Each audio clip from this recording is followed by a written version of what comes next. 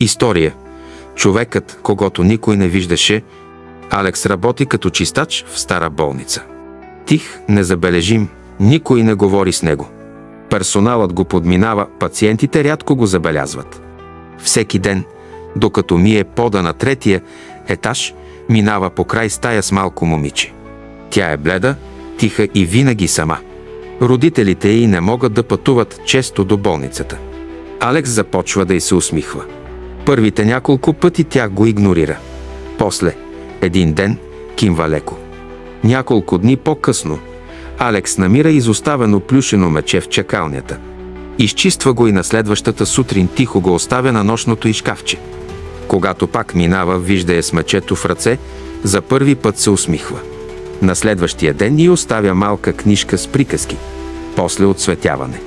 Сгънат самолет от салфетка. Той не говори много.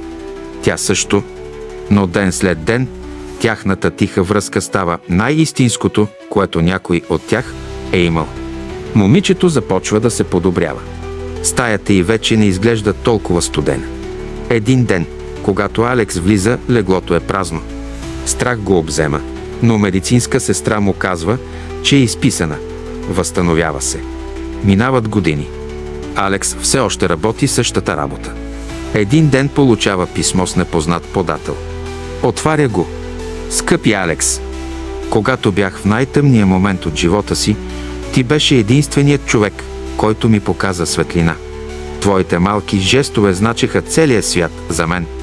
Днес съм лекар в детско отделение. Всеки ден се опитвам да дам на децата това, което ти даде на мен.